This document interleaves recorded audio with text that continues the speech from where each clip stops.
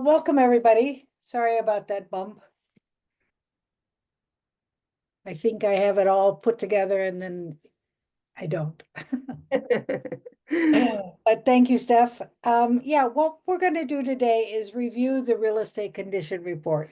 There are a lot of existing misinformation about what's in the real estate condition report, especially who's exempt and who is not exempt from filling out the real estate condition report, and what the general reason for the real estate condition report is. So as we get into this, please stop me if you have any questions as we go through it. Hopefully this is good information for you. If you're new, if you're an existing, we still get a lot of questions from experienced agents regarding the real estate condition report. So I'm hoping if any of you have any insight or questions, please bring them up. Okay, we'll get started. Right. Thank you. This is the title of the real estate condition report, the top of the first page. And a lot of people kind of skip over that because as real estate agents, we're looking for blanks to fill in. But this report is a disclosure of the condition of that property in compliance with, let me just get me out of the way, with section of the Wisconsin statute. So what that is saying, this is a Wisconsin law, a Wisconsin statute. It is not a real estate REEB. It's not something that we just made up at the WRA. This is a Wisconsin law. So even real for sale by owners have to fill this real estate condition report out and give it to potential buyers. So you put in the date and on the lines, of course, at the top, you put in the address, city and county. And this next paragraph is very important. Right here, a buyer who does not receive a fully completed copy, and those are important words, fully completed copy of this report. You can't skip any questions in there. Within 10 days after the acceptance of the contract of sale or option contract for the above described real property has the right to rescind that contract under the state law, provided the owner is required to provide this report. So if the owner is not exempt, has to fill out the real estate condition report, but does not deliver it to the buyer within 10 days of the acceptance of that contract, the buyer can rescind the contract. Say, so long, goodbye. So it's important responsibility of the seller to actually have this real estate condition report thoughtfully filled out ahead of time before they even get any offers. So then this next paragraph, as I said, is very important. Even though it doesn't have any blanks in it, it's important to read with your buyer. Real estate licensees may not provide advice or opinions concerning whether or not an item is a defect for the purposes of this report or concerning legal rights or obligations. So your lips are sealed as this listing agent.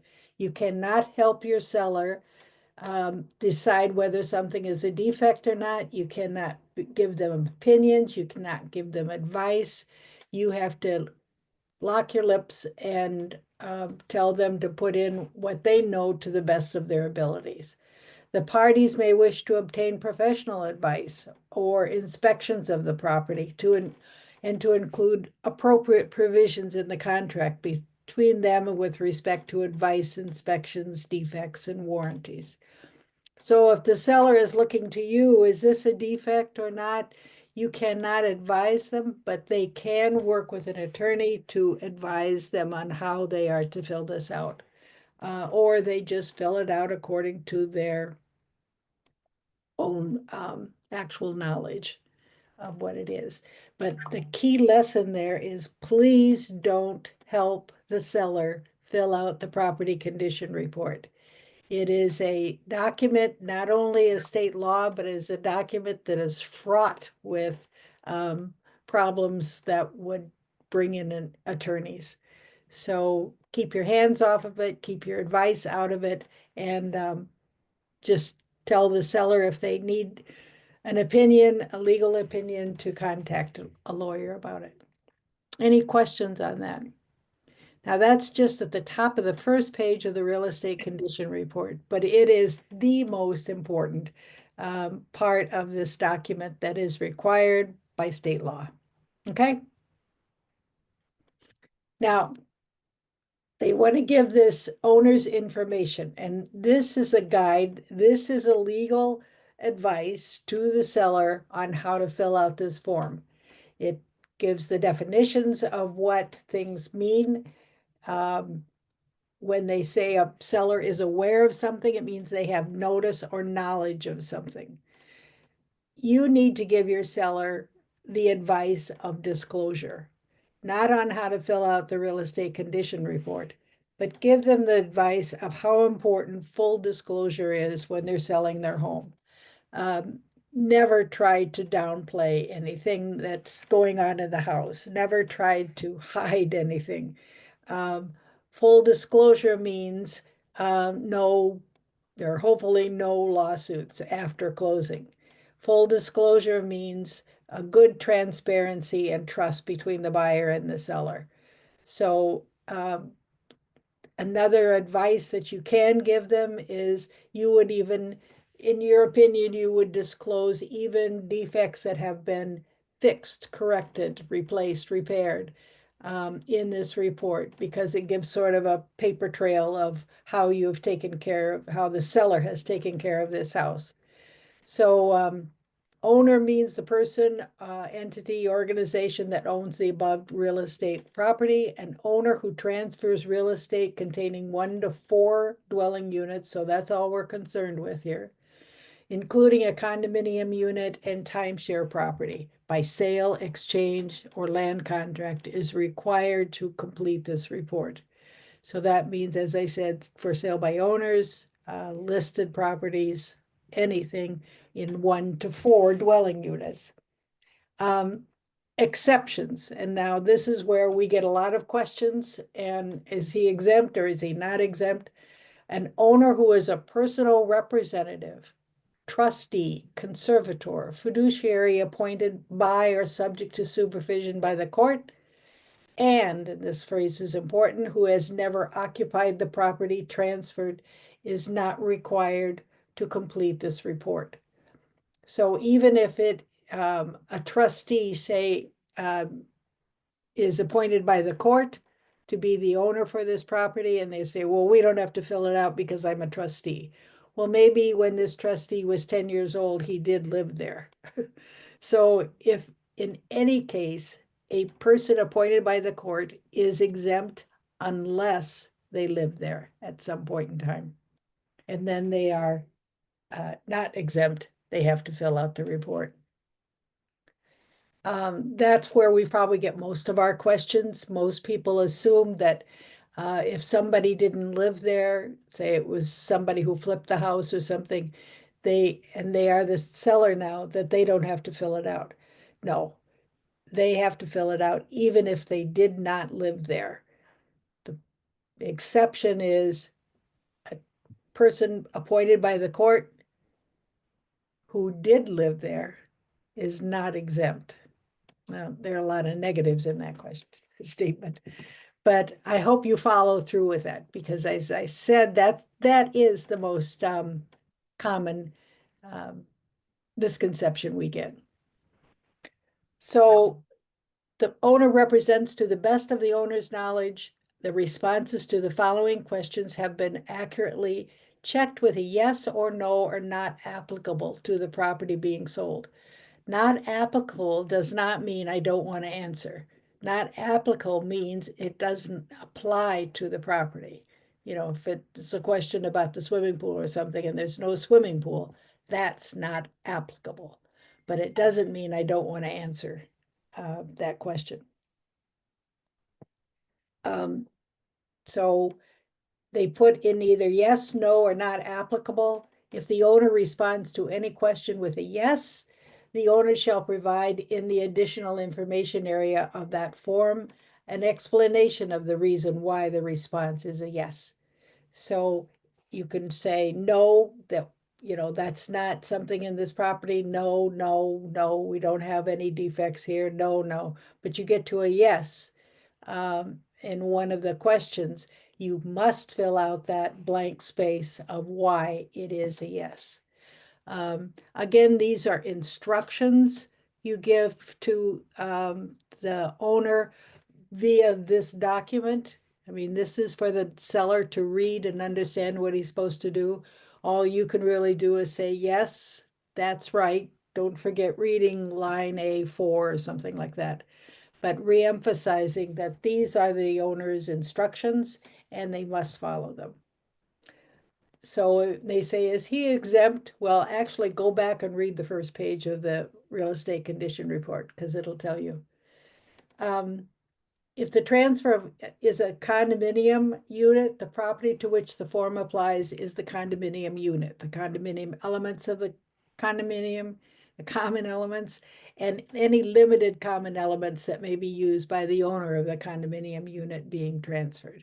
So it includes the living in the condominium, not just the unit, but all of the common elements.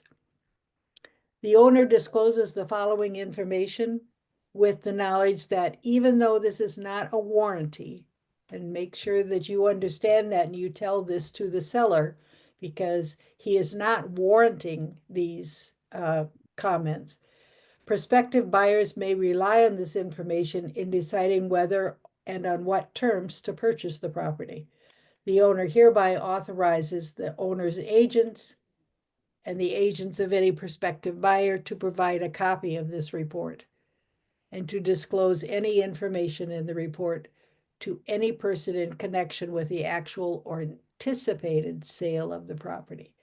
So it's very important that you give this real estate condition report to a seller at the beginning of your listing consult and make sure that they are given enough time to accurately fill it out fully and completely, every single line.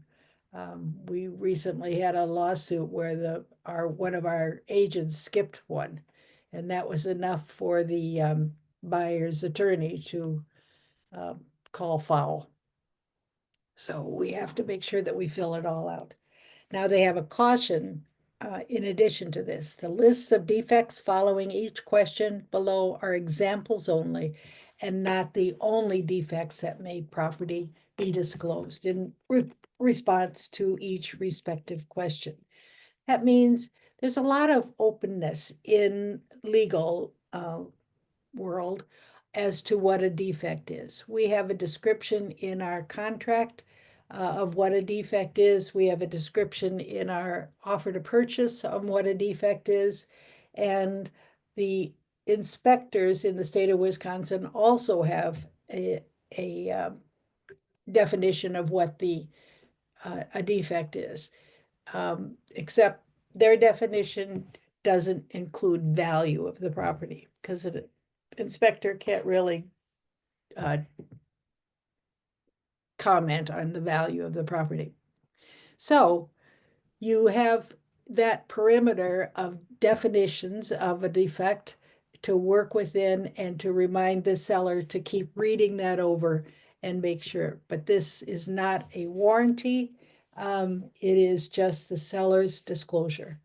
And disclose, disclose, disclose, disclose is the law. Okay, so thanks. So generally in all transactions, the broker is to inspect the property prior to listing it and to ask the seller for a written statement of property condition, the RECR, as we call it, real estate condition report. The seller completes the RECR according to Wisconsin statute, the directions and definitions in the RECR, and the advice of legal counsel as needed. So there it is in a tight little paragraph, what we're talking about. Wisconsin Statute 709 requires a residential seller to complete the record whether they are broker assisted or for sale by owner, or risk rescission of the offer to purchase.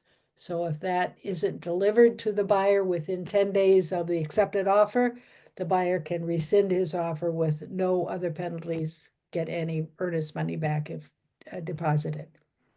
Wisconsin statute generally applies to all persons who transfer real estate containing 1 to 4 dwellings, including condominium units, timeshare property, and living quarters in a commercial property. There's also a sister condition report for vacant land, and it is a separate document. So if you're listing vacant land, make sure that the seller is filling that out as well. Okay. So this rescission rights is a little complicated, and this is the second most question I think that Steph and I get regarding the real estate condition report. Number one being who's exempt, and number two being what's this about rescission? Now, the word rescission means to rescind it, to pull it back, to cancel it, in a sense. So if a completed record is given to a buyer before he or she submits an offer to the purchase, there will be no buyer rescission rights. So a buyer to buyer's agent might be smart to acknowledge receipt of the condition report until they get an accepted offer, because then they have that rescission right built into it. After a buyer submitted an offer to purchase, the buyer may rescind the contract.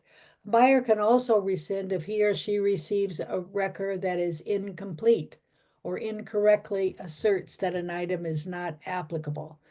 That's why I brought up what not applicable means. It just means that it's not there. It doesn't apply to this property at all. It doesn't mean I'm not going to answer about it. If the record is not received within 10 days of acceptance. So keep that date in your mind. Make sure that you and your seller are comfortable with filling out the real estate condition report. It is a e-signature form. Some agents like to give a paper form to their seller so they can sort of mull over it and read it and fill it out rather than e-signing it or e-filling it out. A buyer's rescission must be in writing and delivered to the seller or the seller's agent within 2 business days after the buyer or buyer's agent receives the record. So, or within 2 business days after the record was due. So that's, what is the time frame that a buyer has to rescind his offer? It must be in writing and delivered within 2 business days after receiving it. So any questions about rescission rights? And always call Steph or me or Andrew regarding questions on this. Okay, now who's exempt? We said, sort of repeating what we said earlier, but it's right here in Wisconsin statute. It does not apply to personal representatives, trustees appointed by conservators or other fiduciaries or subject to supervision by the court, but only if these persons have never occupied the property. That's the kick. That's the kick clause. A trustee or representative can be appointed by the court, but if they live there at any point in time, they are no longer exempt. The real estate has not been inhabited. And that's where a lot of people get the confusion. They think, well, he never lived there, so he's exempt. No, it means that that property has never been inhabited, not if that seller lived there or not. So it really only applies to new construction. No one has ever lived there. And then it is exempt from the filling out the record. Transfers exempt from the real estate transfer fee, like between spouses or foreclosures. If it is a close connection sale like that, they are not required to fill out the real estate condition report. If a seller is claiming he or she is exempt from completing a record, the broker may review the real estate, the WRA refusal statement. I've used this twice in transactions that I was the listing agent. And that just is a nice, tidy little form that gives reasons why somebody could be exempt. And it explains, instead of transferring over a real estate condition report, they're transferring over this form that says the seller refuses to fill it out for these reasons. And it gives about 6 or 7 reasons, and the seller can choose one. So it's in zip form. Start the title with WRA seller refusal. You can find it that way, and ask the seller to complete that form. The form includes check boxes identifying potential exemptions. I had a seller actually who was not exempt. He was flipping this house, never lived there, but it was his house. He was the seller. But because he never lived there, he was adamant that he was not going to fill out a real estate condition report because he didn't want to be held liable for things that he didn't know about the house. So he just stated, I'm not going to fill it out. And I thought I would have trouble with buyers and buyers agents with that because he didn't really have a reason. He just said, I'm not filling it out. And the buyers were fine with that. They understood. In any as-is situation or a refusal to fill out condition report or anything like that, the buyer's best tactic is to hire the best inspector they can, and even some backup inspections. So they want to make sure that that buyer is comfortable purchasing that property with whatever may be affecting it. Mm-hmm.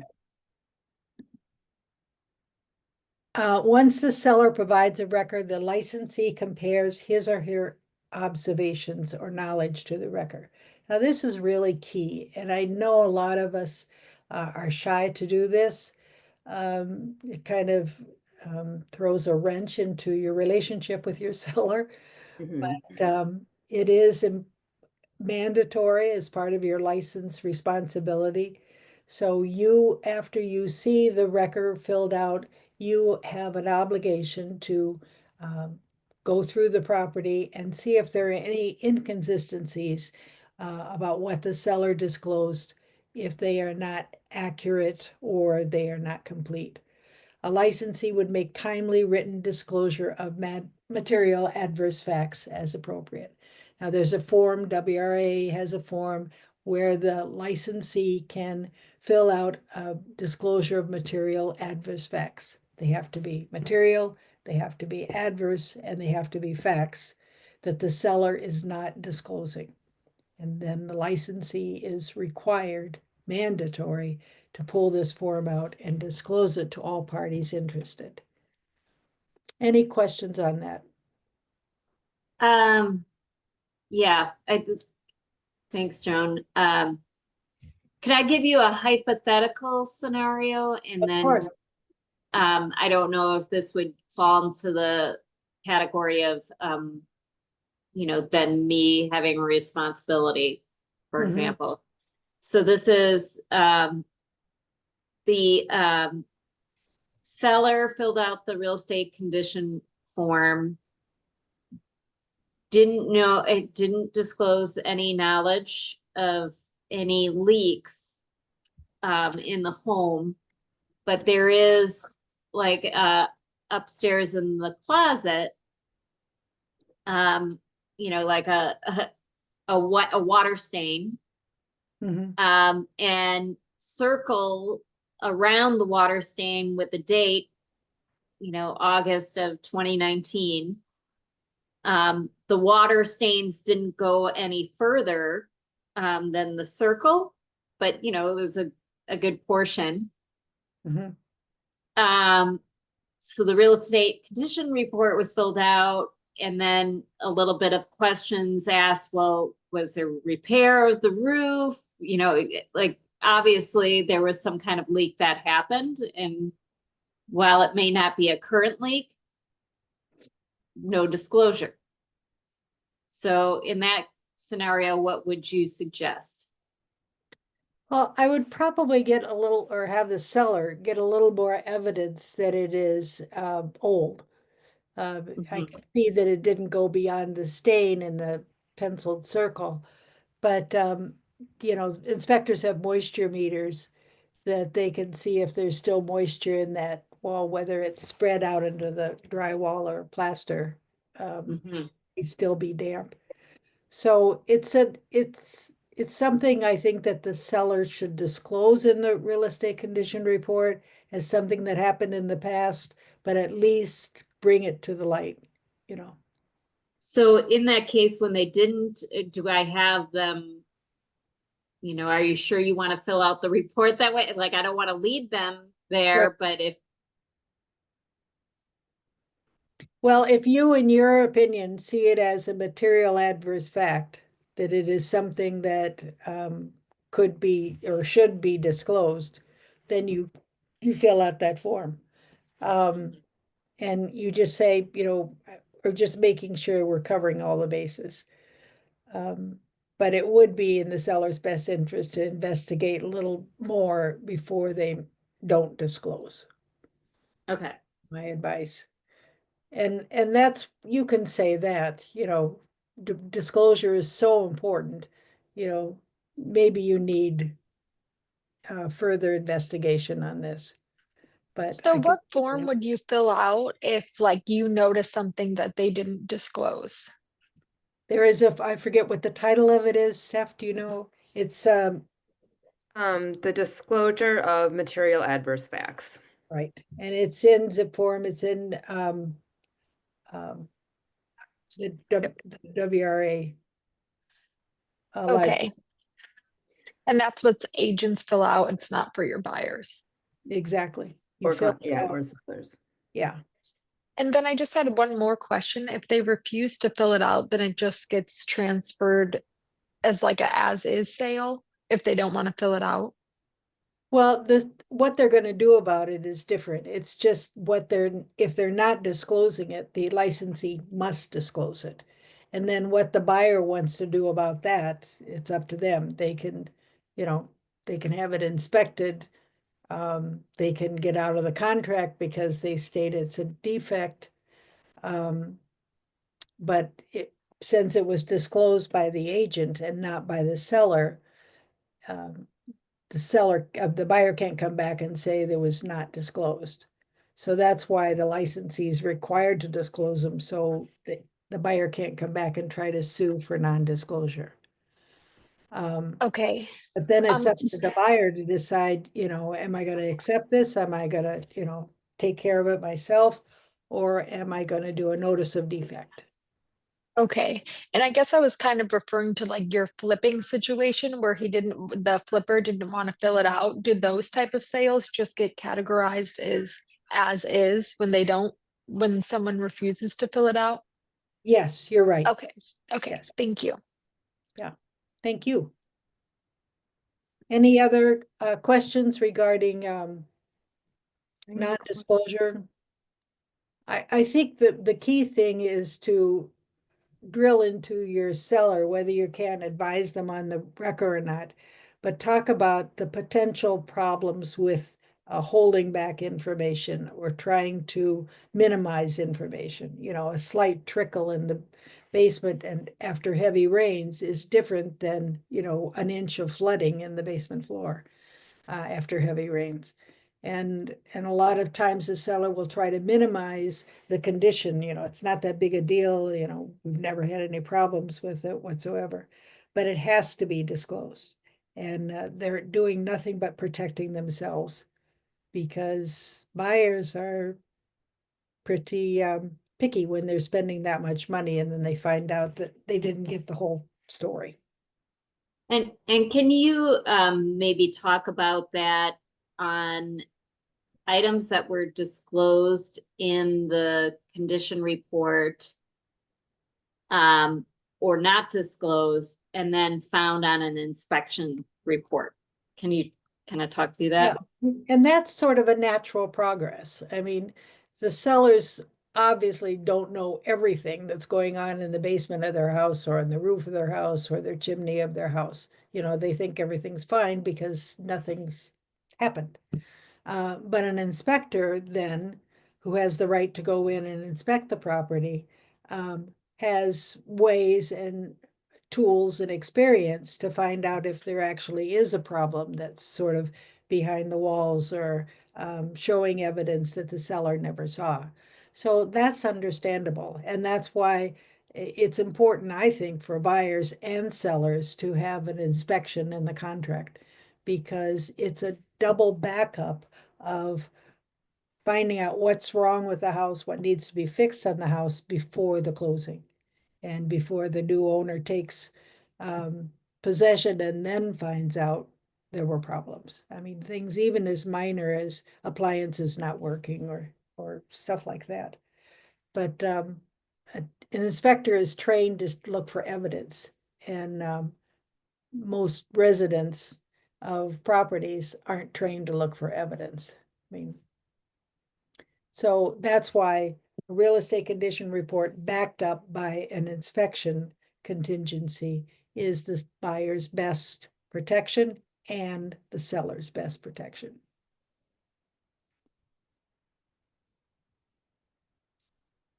Anybody else have a thought?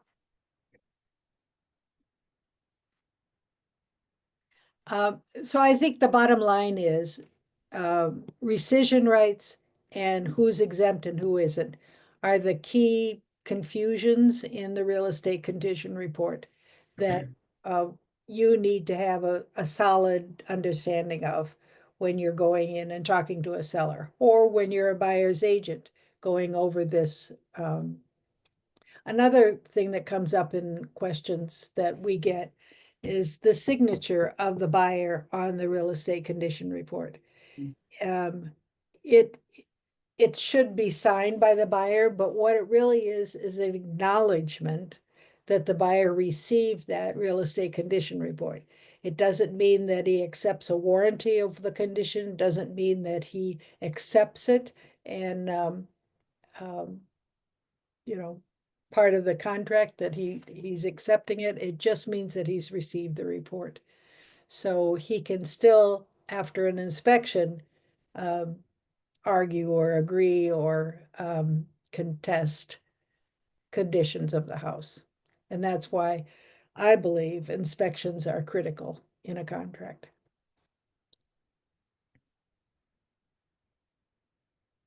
A lot of information, so thanks. Thanks, everybody. Yep. Yeah, thank you.